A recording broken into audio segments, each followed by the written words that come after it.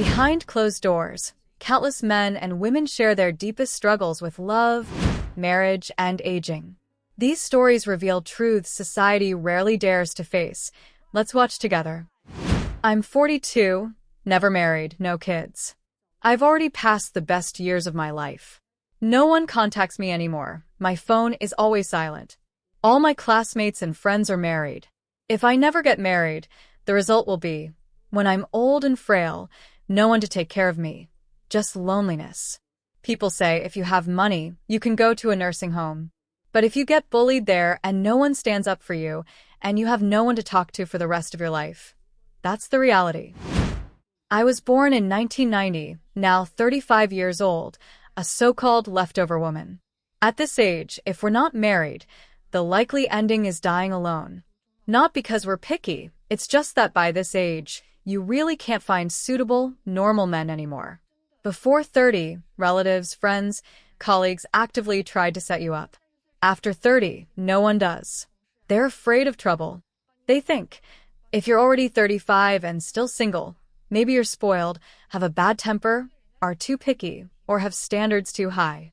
So they stop helping. Alone, your options are limited. Your circle is small, you're home a lot. Apart from paying for matchmaking, you have no other channels. Older leftover women are completely rolling now. They don't want a car, house, dowry, jewelry, nothing. Some even pay extra themselves. If others offer $50,000 to $80,000, I can offer $500,000 to $800,000. If that's not enough, I can add more. I don't mind if you don't have abs, if you're short, ugly, or fat. The only thing is, I just want to get married today. I was born in 1991, now 34, the so-called leftover woman. If you can accept that I don't want a dowry, that's fine. But I have a few conditions. 1. No ambiguous flirting. 2. No staying out all night. 3. No heavy drinking. You must take care of your health. 4. Respect both parents. Can you do that? I was born in 89, 37 years old, single, never married. Hoping to find someone before the National Day holiday. Only about 20 days left. As for what kind of person, divorced is fine, I can accept that. But if you're a player, don't bother. I'd rather stay single forever than be with someone like that. I also can't accept men with kids. I'm not that selfless. I can't treat another person's child that well, and I don't have the emotional skills to handle it. Better not to start something messy at all. Other than that, I just hope he's motivated, hardworking, and treats me well. No other requirements. Let me tell you, the older and richer you get, the more you realize that relationships are meaningless. You see that love between men and women is boring, especially in today's materialistic society. If you have money, when you see a pretty girl, just spend tens of thousands, and you can do whatever you want. Same with women. If you're rich and generous, you can get any handsome guy, even if you're ugly. The guy may be disgusted by you, but he'll still show up, even if he needs to medicate himself because of the money. If a rich person spends all day chasing romance, they'll ruin themselves. It just shows they think at a very low level. Once you're trapped in emotions, it's easy to be used, easy to be fooled. A woman with no money or status can only say, "I love you, I'm loyal. I'll never betray you. I'll never hurt you." But in essence, that's a scam. It's about draining you. When you're used up, that's when your bad luck begins. Only when you've been bitten hard, hurt badly, will you finally realize, this thing really bites. Why do men like young, pretty women? One male member of mine explained it this way, because that's the age when women are just awakening to love. He said he doesn't recommend dating older women because men work hard and make money for young women, not for older ones. He hasn't even enjoyed their youth, so why should he provide for them in old age? They gave their best years to other men. Why should he pay the bill? Also, older women have dated many times, been with many men. Their sincerity is long gone. With you, they have no feelings left, only calculation. Their demands are high, they've seen and experienced a lot. Their thoughts are complex. Being with them just means you'll suffer. Do you think this guy is right? I was born in 88, 38 years old by Chinese age, master's degree from Zhejiang University. Never married, no kids. For years, I only focused on making money, determined to be independent. I stayed up late, ruined my health, lost my youth. Now I'm of advanced maternal age. Having kids is difficult, and even if I do, I won't be pretty or young anymore. The worst part? I didn't earn much and even have debt. Now, to find an unmarried man with good conditions? Almost impossible. Should I settle for a divorced man with kids? My mother can't accept it. Honestly, I just want to be a parasite now, a full-time housewife, get married, have kids, take care of the family. But I can't find the right person. I'm 37 and still not married. Even abbots get married, but I'm still single. What an ironic saying. Did you see the news? One abbot had 174 illegitimate kids and 51 lovers. I don't want to be like that. I just want one marriage for life. Find someone and live well. Brothers and sisters, please let go of your prejudices. Everyone, hurry up and get married. Hello, everyone.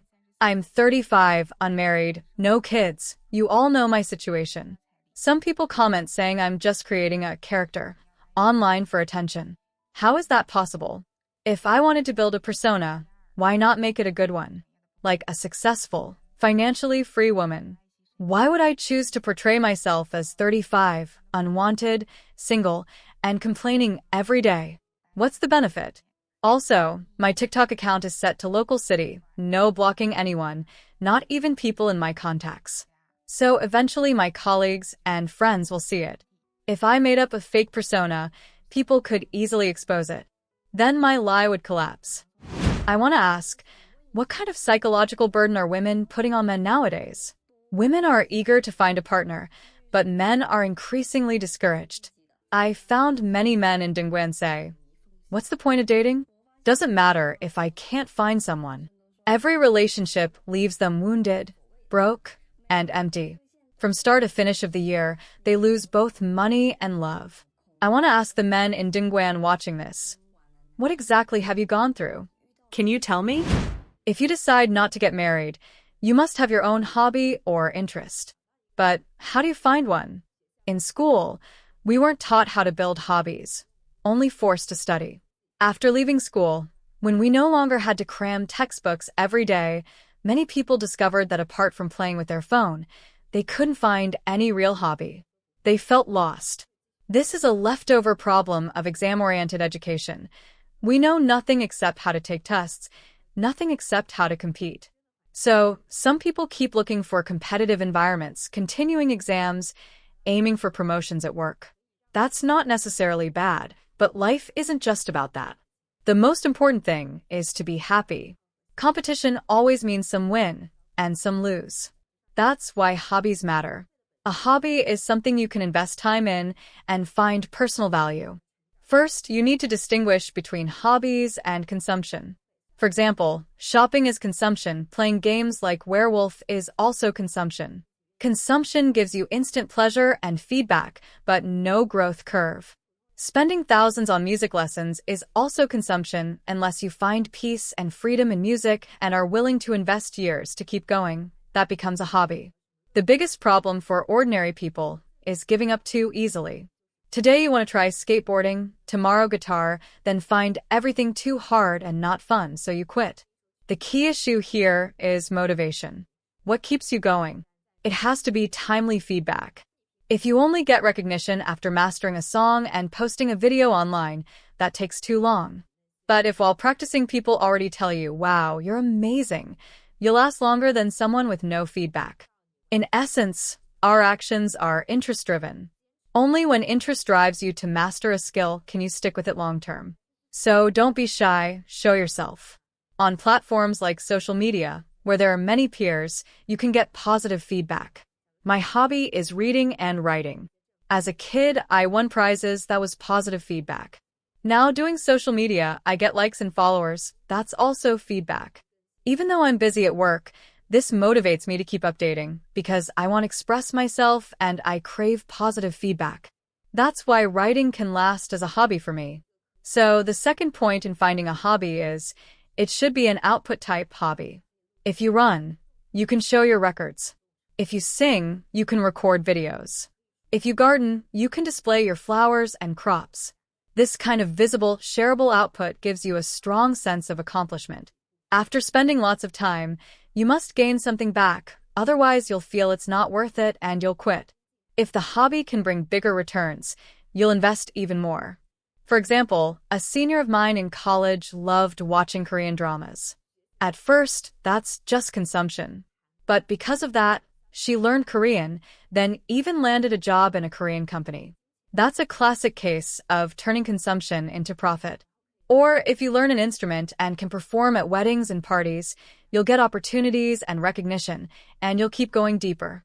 At that point, you have both a hobby and a side career. Imagine how happy that is. Finding a hobby isn't hard. The key is persistence. The most important way is to keep getting positive feedback, whether emotional value or real money. That's what motivates us to go further and longer. Only after deeply learning a hobby or skill can we truly feel the spiritual joy and happiness it brings.